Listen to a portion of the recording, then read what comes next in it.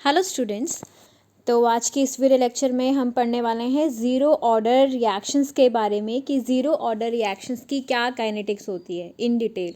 जैसे कि इसके अंदर हम पढ़ेंगे इंटीग्रेटेड रेट लॉ क्या है ज़ीरो ऑर्डर रिएक्शन के लिए, क्या ग्राफ्स हैं एंड कैसे आपके पास इससे रिलेटेड न्यूमेरिकल्स आने वाले हैं एग्जाम में। ठीक है, तो लेट्स गेट स्टार्टेड। अभी तक हमने ऑर्डर ऑफ रिएक्शन के बारे में, यूनिट्स के बारे में पढ़ा है कि डिफरेंट ऑर्डर की हमारे पास रिएक्शंस होती हैं। ठीक है, एंड उनकी रेट कांस्टेंट के की क्या यूनिट्स होती है। अभी तक सिर्फ आप इतना जानते हैं जो कि आपको अभी तक अच्छे से क्लियर होनी चाहिए चीज़। अब जो हम आगे पढ़ने वाले हैं ऑर्डर ऑफ रिएक्शन देखेंगे आप स्टूडेंट्स, तो बहुत ही ईजी सी चीज़ है। रेट एक्सप्रेशन आप लिखते हैं। रेट एक्सप्रेशन में जब आप देखते हैं कि किसी एक रिएक्टेंट की कॉन्सेंट्रेशन पर अगर रेट डिपेंड कर रहा होता है तो हम कहते हैं कि फर्स्ट ऑर्डर रिएक्शन है। एंड अगर किसी भी रिएक्टेंट की कॉन्सेंट्रेशन पर आपका रेट डिपेंड नहीं कर रहा है तो हम कहते हैं कि आपकी ज़ीरो ऑर्डर रिएक्शंस हैं। Simple as that. ठीक है, तो इसी तरीके से आपको ऑर्डर ऑफ रिएक्शन देखना होता है कि आपका जो रेट है वो कितने रिएक्टेंट की कॉन्सेंट्रेशंस पर डिपेंड कर रहा है। यहाँ पर ज़ीरो ऑर्डर रिएक्शंस के लिए क्या होता है कि आपका रेट किसी भी रिएक्टेंट की कॉन्सेंट्रेशन पर डिपेंड नहीं कर रहा होता। एग्जाम्पल के तौर पर आप देख सकते हैं, हमने फोटोकेमिकल रिएक्शंस का जिक्र किया हुआ है पिछली वीडियोस में। फोटोकेमिकल रिएक्शंस क्या होती हैं, जहाँ पर आपका जो रेट है वो रिएक्टेंट्स की कॉन्सेंट्रेशन पर डिपेंड नहीं करता। ठीक है, आपकी सिर्फ इंटेंसिटी ऑफ लाइट पर डिपेंड करता है। तो यहाँ पर क्या हो रहा है कि रिएक्टेंट की कॉन्सेंट्रेशन पर अगर रेट डिपेंड नहीं कर रहा, that means these reactions are zero order reactions. ऐसे ही एक और एग्जांपल है आपका एंजाइम कैटालिसिस, जो रिएक्शंस होती हैं वो भी आपकी ज़ीरो ऑर्डर रिएक्शंस होती हैं। तो इसके लिए आपको सिंपल सा देखिए, for A giving you the products, आप rate of reaction zero order reaction के लिए कैसे लिखेंगे, is equals to k concentration of A raise to power zero. इसका मतलब यही है कि ए की कॉन्सेंट्रेशन पर रेट डिपेंड नहीं कर रहा। दैट इज़ आप कह सकते हैं for zero order reactions rate जो होता है आपका वो के इक्वल होता है। दैट इज़ रेट कांस्टेंट के इक्वल ही आपका रेट होता है। तो देखिए यहाँ पर अगर ग्राफ्स देखेंगे हम, ग्राफ देखिए rate versus concentration of reactant. अगर आप देखते हैं तो आप देख रहे हैं स्ट्रेट इस तरीके से लाइन है आपके पास।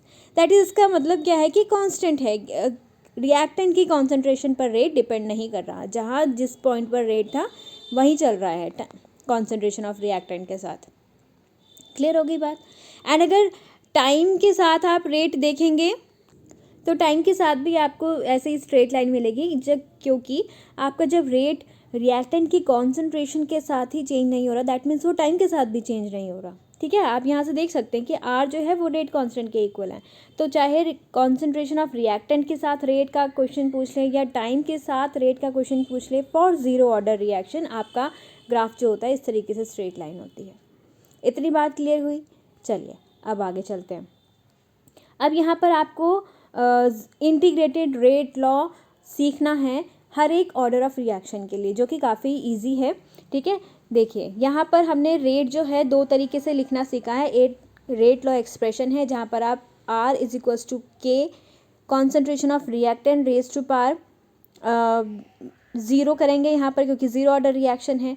ठीक है, एंड दूसरा आपने लिखना सीखा था जब इनिशियली रेट सीखा था आपने किस तरीके से हम रेट को डिफ़ाइन करते हैं। तो वहाँ पर आपको इक्वेशन गिवन होती थी, तो इस तरीके से आप रेट को डिफ़ाइन करते थे, R is equals to minus dA/dt। ठीक है, तो आप इन दोनों को यहाँ से इक्वेट कर सकते हैं। आपने इक्वेट कर लिया। ठीक है, अब इसको सिंपल आप A raise to power zero, that is ये तो वन के इक्वल हो जाएगा, दैट इज़ माइनस का dA/dt इज इक्वल्स टू के हो गया। इसे आपने इंटीग्रेट करना है यहाँ पर, तो आप dt को इस साइड ले जाएंगे के साथ। ठीक है, अब इंटीग्रेट करते हैं तो आपको लिमिट्स भी पुट करनी है। लिमिट्स किस तरीके से पुट करते हैं आप, मैथ्स का ये पार्ट है सिंपल सा। फॉर एग्जाम्पल आप कह रहे हैं कि इनिशियली क्या था, एट टाइम ज़ीरो पे आपकी कॉन्सेंट्रेशन जो है रिएक्टेंट की, आप उसे A0 से डिनोट कर रहे हैं।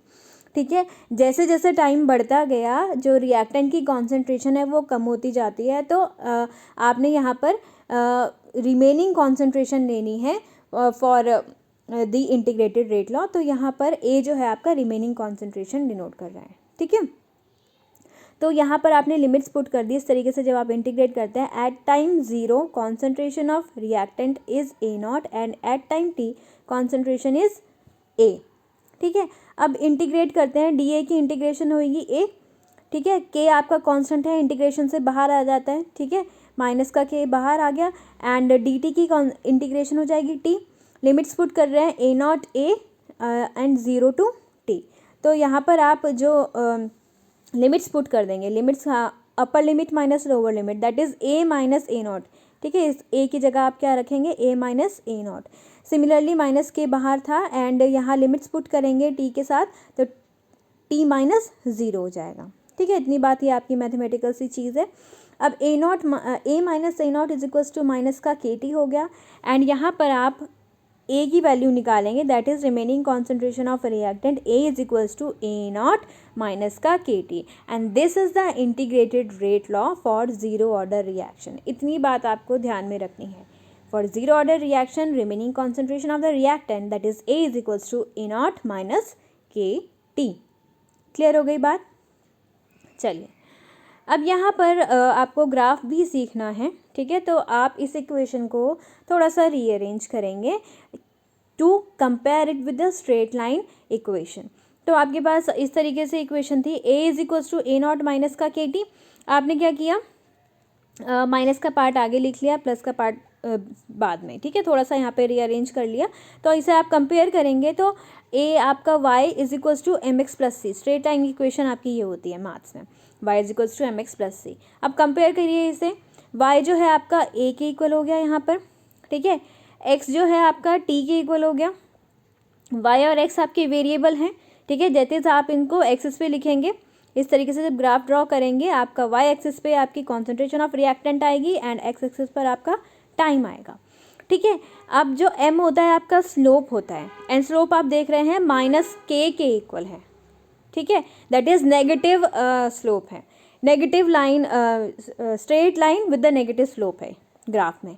एंड जो आपका c है वो आपका इंटरसेप्ट होता है y एक्सिस पर, दैट इज ए नॉट आपका यहाँ पर इंटरसेप्ट है y एक्सिस पर। तो इस तरीके से आपको ग्राफ देखना है जो कि काफ़ी सिंपल सी चीज़ है। आपने इंटीग्रेटेड रेट लॉ को स्ट्रेट लाइन इक्वेशन से कंपेयर किया एंड अगर आप ऐसा ध्यान में रखते हैं तो ग्राफ जो मेमोराइज करना आपको कोई डिफ़िकल्ट बात नहीं होगी, ठीक है।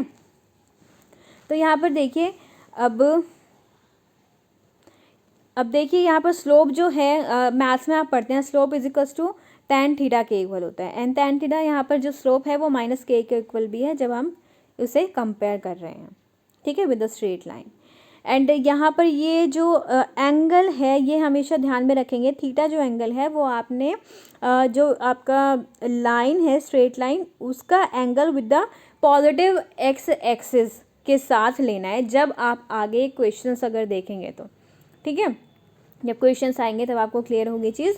फिलहाल के लिए इतनी बात अपने माइंड में रखिए कि फॉर क्वेश्चन इस तरीके से पूछा जा सकता है कि for which order reaction graph of concentration of the reactant versus time has straight line with a negative slope. So answer will be for zero order reaction, ठीक है। सो इस तरीके से छोटी छोटी चीज़ें आपको माइंड में रखनी है, यहाँ पे कुछ भी ऐसा डिफ़िकल्ट नहीं है, ठीक है। काफ़ी इजी चैप्टर है आपका केमिकल काइनेटिक्स। अब बात आती है half life for zero order reactions. तो सबसे पहले तो हाफ लाइफ क्या होती है ये बात जान लेते हैं, फिज़िक्स में भी आप पढ़ते हैं। हाफ लाइफ क्या होती है कि वो टाइम जिस टाइम में रिएक्टेंट की कॉन्सेंट्रेशन हाफ हो जाए उसकी इनिशियल कॉन्सेंट्रेशन के।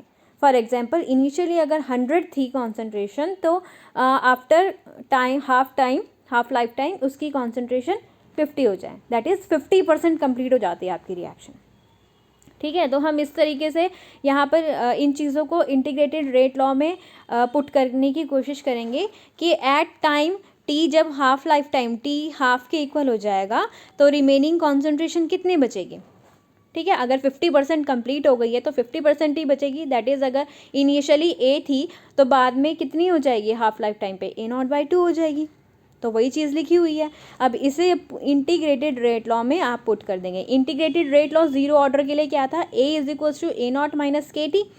ठीक है, अब A की वैल्यू आप हाफ लाइफ टाइम पे पुट कर रहे हैं, ए नॉट बाई टू होगी। ठीक है, बाकी ए नॉट ऐसे ही चल रहा है राइट हैंड साइड पे, माइनस का के, टी की जगह टी हाफ हो गया। ठीक है, दैट इज़ आपको अब टी हाफ लाइफ टाइम चाहिए तो इसे रीअरेंज कर लीजिए थोड़ा सा, पॉजिटिव को मैं दूसरी साइड ले गए, k t half will be equal to A naught by two, that is t half हम कह सकते हैं is equals to A naught by two k. ठीक है, for zero order reaction half life time is A naught by two k. इतने time के बाद आपकी जो कॉन्सेंट्रेशन है वो हाफ हो जाएगी इनिशियल कॉन्सेंट्रेशन के। अब इससे रिलेटेड भी ग्राफ आ सकता है, इजी ग्राफ है। ठीक है, ग्राफ्स सुनकर आपको घबराना नहीं है। सिंपल सी जो आपकी इक्वेशन निकलती है उसे स्ट्रेट लाइन इक्वेशन से आप कंपेयर करते हैं, तो y is equals to m x plus c से हम कंपेयर करेंगे यहाँ पर। तो y आपका t हाफ है। ठीक है, y आपका t हाफ के इक्वल है, एंड आपका जो x है वो इनिशियल कॉन्सेंट्रेशन ये है आपका ए नॉट। ठीक है, इनिशियल कॉन्सेंट्रेशन भी टाइम के साथ साथ चेंज होती रहती है ना। इनिशियली मतलब आपने जो लिया वो आगे जैसे जैसे रिएक्शन बढ़ेगी तो वो कॉन्सेंट्रेशन चेंज होती है, that's why we are taking A naught as variable. ठीक है, एंड टी हाफ भी आपका यहाँ पर वेरिएबल है। तो वाई एक्सिस पे आप टी हाफ ले रहे हैं एंड एक्स एक्सिस पे आप इनिशियल कॉन्सेंट्रेशन ऑफ रिएक्टेंट अगर ले रहे हैं तो कंपेयर करेंगे स्ट्रेट लाइन से, तो यहाँ पर स्लोप जो है एम जो है वो किसके इक्वल हो जाएगा, 1/2 के इक्वल। ठीक है, स्लोप आपका 1/2 के है, एन सी यहाँ पर आपके पास कुछ नहीं है। ठीक है, इंटरसेप्ट यहाँ पर कुछ नहीं है, तो यहाँ पर slope is equal to tan theta will be equal to 1/2 k, and angle आप ये पुट करेंगे। ठीक है, लाइन का with the positive axis of the x axis. ठीक है, इतनी बात क्लियर हो गई। तो आप देख रहे हैं यहाँ पर लीनियर सा रिलेशन है टी हाफ और इनिशियल कॉन्सेंट्रेशन ऑफ रिएक्टेंट का। ये आपको इक्वेशन से भी पता चल रहा है, t half is directly proportional to initial concentration of the reactant. तो आपका लीनियर इस तरीके से लाइन आएगी ग्राफ में। ठीक है, ज़ीरो ऑर्डर रिएक्शन की हाफ लाइफ के बारे में इतनी बात ध्यान रखेंगे, आगे भी हम बात करेंगे इससे रिलेटेड। तो अब बात करते हैं life time of the reaction कि आपकी रिएक्शन कितने टाइम में कंप्लीट हो जाएगी for the zero order reaction. Half life time क्या हो गई कि 100% कंप्लीशन ऑफ द रिएक्शन। तो एट टाइम जब आपकी टी लाइफ टाइम आप ले रहे हैं तो आपकी जो remaining concentration of the reactant है वो ज़ीरो हो जाएगी, सारा रिएक्टेंट कंज्यूम हो जाएगा। जब रिएक्शन कंप्लीट होगी तो ए को आप ज़ीरो के इक्वल पुट करेंगे। ठीक है, इंटीग्रेटेड रेट लॉ में जब आप ये चीज़ रखते हैं, ए को आपने ज़ीरो रखा and this will be equals to A naught minus k t life time minus k t life time. तो टी लाइफ टाइम आप अगर यहाँ से निकालते हैं तो आपका किसके इक्वल आएगा, ए नॉट बाय के इक्वल। अब यहाँ से हमें क्या बात समझ में आ रही है, अगर हम इसे एग्जाम्पल से सीखें, यहाँ पर देखें। फॉर एग्जाम्पल हमने इनिशियली आपकी रिएक्टेंट की कॉन्सेंट्रेशन 100 ली। ठीक है, अब हमने यहाँ पे हाफ लाइफ टाइम के बारे में जो पढ़ा था कि फॉर एग्जाम्पल 100 से वो 50 जाने पर उसे टाइम ए नॉट बाय 2 के लग रहा है। ये बात हमने हाफ लाइफ टाइम से निकाली है, अभी डिराइव करी है। एंड जब हम लाइफ टाइम ऑफ रिएक्शन की बात कर रहे हैं, दैट इज़ 100 से 0 जाने पर उसे टाइम कितना लग रहा है, ए नॉट बाय के। अब यहाँ पर अगर आप चीज़ों को ध्यान से देखेंगे तो ए नॉट बाय के का हाफ है ए नॉट बाय 2 के। ठीक है, दैट इज़ हाफ पार्ट अभी बच रहा है, तो 50 से 0 जाने पर ए नॉट बाय 2 के टाइम ही लगेगा ऑब्वियसली। ठीक है, सिंपल सी चीज़ है, अगर 100 से 50 जाने पर ए नॉट बाय 2 के लग रहा है एंड 100 से 0 जाने पर ए नॉट बाय के टाइम लग रहा है, तो ये आपके इक्वल टाइम इंटरवल्स हो जाएंगे। ठीक है, ए नॉट बाय 2 के, ए नॉट बाय 2 के। तो यहाँ से आप ज़ीरो ऑर्डर रिएक्शन के लिए इतनी बात ध्यान में रखेंगे कि आपका इक्वल टाइम लगेगा in equal interval of the concentration to cross the equal intervals of concentration. आगे क्वेश्चन में आएंगी ये चीज़ें, जब आपके इक्वल इंटरवल्स दिए होंगे कॉन्सेंट्रेशन के कि इतने कंप्लीशन ऑफ रिएक्शन के लिए कितना टाइम लग रहा है।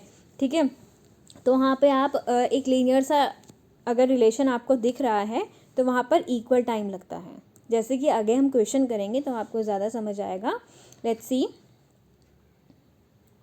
ठीक है, यहाँ पर देखेंगे पहले सिंपल सा क्वेश्चन।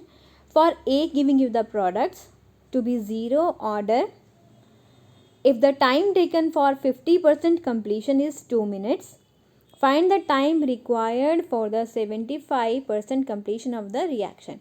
अब सबसे पहली बात यहाँ पर मेंशन हुआ है, ठीक है, क्योंकि केमिकल काइनेटिक्स में काफ़ी न्यूमेरिकल्स होते हैं, तो आप ये डेटा आपको थोड़ा सा ध्यान में रखना है क्वेश्चन का. अब यहाँ पर इस तरीके का क्वेश्चन है जहाँ पर ऑर्डर ऑफ रिएक्शन पहले से गिवन है, ज़ीरो ऑर्डर रिएक्शन की बात हो रही है. ठीक है, फिलहाल तो हम ज़ीरो ऑर्डर रिएक्शन ही पढ़ रहे हैं, बट जब पूरा चैप्टर हम साथ में पढ़ते हैं तो कई बार कन्फ्यूजन क्रिएट हो जाता है. तो यहाँ पर ध्यान देंगे, पहले क्वेश्चन में ज़ीरो ऑर्डर रिएक्शन मेंशन किया हुआ है. Time taken for 50% completion is 2 minutes, time की बात हो रही है.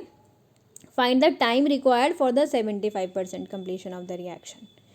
तो यहाँ पर आप देख सकते हैं टाइम की इंटीग्रेटेड रेट लॉ हमने पढ़ा हुआ है, A is equals to A naught minus k t for zero order. तो टाइम की आप यहाँ से इक्वेशन बना लेंगे, time will be A naught minus A divided by rate constant k.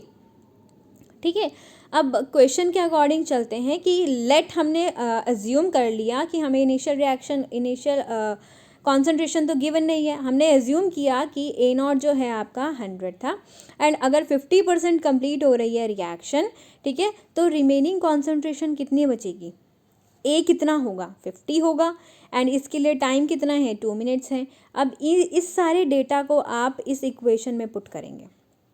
ठीक है, इक्वेशन क्या है, टाइम आपके पास 2 मिनट्स है, ठीक है, ए नॉट आपका कितना था 100, ए आपका 50 था डिवाइडेड बाय के. तो आपने यहाँ से एक इक्वेशन बना ली, 2 इज इक्वल्स टू 50 बाय के. इतनी बात क्लियर हुई. अब 75% कंप्लीशन हो रही है अगर रिएक्शन की, तो इनिशियल कॉन्सेंट्रेशन तो हमने 100 ली हुई है, इनिशियल तो 100 ही रहेगी. ए नॉट आपका 100 था, 75% कंप्लीट हो गई, तो रिमेनिंग कितनी बची, आपको रिमेनिंग कॉन्सेंट्रेशन चाहिए होती है फॉर योर क्वेश्चन. तो ए आपके पास कितना बचा, 25. टाइम आपको निकालना है यहाँ से. इक्वेशन में आप ये जितना भी डेटा आपको मिल रहा है वो पुट कर देंगे. T is equals to 100 minus 25 divided by k, that is equals to 75 by k. दो इक्वेशंस बन गई. अब आप क्या करेंगे कि इसको फर्स्ट नेम दे दिया आपने, इसको सेकंड नेम दे दिया, तो सेकंड को आप फर्स्ट से डिवाइड कर देंगे. ऐसा करने पर आपके पास क्या होगा, ठीक है, T divided by 2 left hand side पे, एंड राइट हैंड साइड पे क्या हो जाएगा, 75 बाय के डिवाइडेड बाय 50 बाय के. के से के कट आउट हो जाएगा, and you will get 75 by 50. इसे आप सॉल्व करते हैं तो 3/2 आएगा, एंड राइट हैंड साइड पे आपके पास t/2 था, तो t से t आपका कैंसिल आउट हो जाएगा जब आप सॉल्व करते हैं mathematically, and you will get t is equals to 3. ठीक है, तो इस तरीके से आपको क्वेश्चन अटेम्प्ट करना है अपने एग्जाम में. बट अगर आप शॉर्टकट मेथड, यूनिटरी मेथड देखें, जो कि हमने अभी लाइफ टाइम और हाफ लाइफ टाइम की बातें करी थी, उससे अगर आप सिंपल शॉर्ट ट्रिक से निकालना चाहें अपना आंसर, तो आप कैसे निकालेंगे, लेट्स सी. उसने क्वेश्चन में गिवन था कि 2 मिनट लग रहे हैं फॉर द 50% कंप्लीशन. तो 100 से 50 जाने पर हमने कहा कि 2 मिनट्स लग रहे हैं. ठीक है, अब 50 से 0 होने पर कितना टाइम लगेगा. ठीक है, अगर हम हाफ लाइफ टाइम और लाइफ टाइम की बातों को अपने दिमाग में रखें, तो 100 से 50 जाने पर अगर 2 मिनट्स लग रहे हैं, तो 50 से 0 जाने पर 2 मिनट्स लगेंगे ऑब्वियसली. ठीक है, अब लेकिन उसने तो क्वेश्चन में 75% कंप्लीशन का टाइम पूछा है. तो अब 50 और 0 को आपने इक्वल इंटरवल्स में कर दिया, कॉन्सेंट्रेशन जो है आपकी इक्वल इंटरवल्स में कर दी, 50 to 25, 25 to 0. ठीक है, अब अगर 50 से 0 जाने पर आपके 2 मिनट्स लग रहे हैं, ठीक है, तो 50 से 25 जाने पर 1 मिनट लगेगा, एंड 25 से 0 जाने पर 1 मिनट लगेगा ऑब्वियसली. तो 75% कंप्लीशन के लिए इन टोटल कितना टाइम हो गया, this 2 minutes plus this 1 minute, that is in total 3 minutes आपको लग रहे हैं फॉर 75% कंप्लीशन. ठीक है, तो ये चीज़ें आप ध्यान में रखेंगे. अटेम्प्ट आपको इसी तरीके से करना है. क्लियर हो गई बात. Let's see one more question. Question है, for A giving you the products to be 0 order, if time taken for 50% completion is 2 minutes, find the time required for the 33.33% completion. तो आप इस क्वेश्चन को बिल्कुल पिछले क्वेश्चन की तरह करेंगे.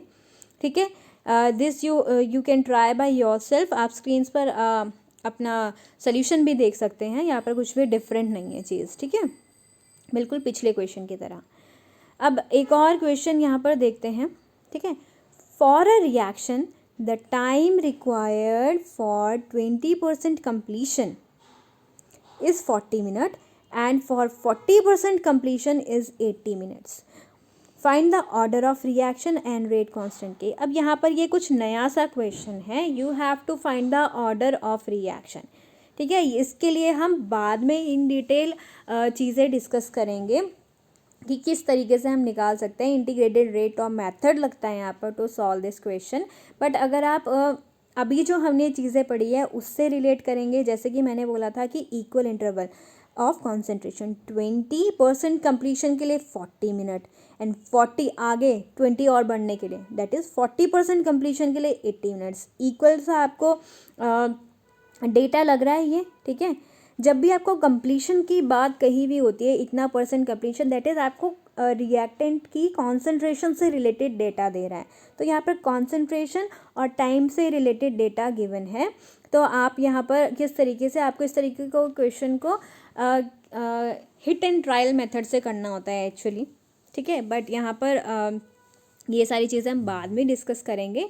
यहाँ पर इस क्वेश्चन को सॉल्व करने के लिए आपको सिंपली यहाँ पर इतनी बात फ़िलहाल के लिए ध्यान में रखिए कि आपको integrated rate law method, integrated rate law जो ज़ीरो ऑर्डर का है वो अप्लाई करना है and you have to find the value of k for both the cases and if value of k comes out to be equal, ठीक है, और nearly equal, तो आपका जो ऑर्डर है वो ज़ीरो ऑर्डर होगा, क्योंकि आप लॉ जो है ज़ीरो ऑर्डर के लिए अप्लाई कर रहे हैं। एंड अगर के की वैल्यू सेम निकल कर नहीं आती है तो आपका जो ऑर्डर है वो फर्स्ट ऑर्डर भी हो सकता है, सेकंड ऑर्डर भी हो सकता है। तो आपको उसके लिए फिर फर्स्ट ऑर्डर का इंटीग्रेटेड रेट लॉ लगा के देखना पड़ेगा, ठीक है। तो इस क्वेश्चन को हम आगे भी डिस्कस करेंगे जब हम इंटीग्रेटेड रेट लॉ मेथड देखेंगे। फ़िलहाल के लिए आपको सिर्फ आइडिया के लिए यहाँ पर मैंने ये चीज़ मेंशन कर दी, ठीक है। तो इस तरीके के क्वेश्चन आते हैं, कुछ भी यहाँ पे डिफ़िकल्ट नहीं है ज़ीरो ऑर्डर रिएक्शन के लिए, बहुत ही सिंपल सी चीज़ें हैं। So keep doing your revision and all the best students.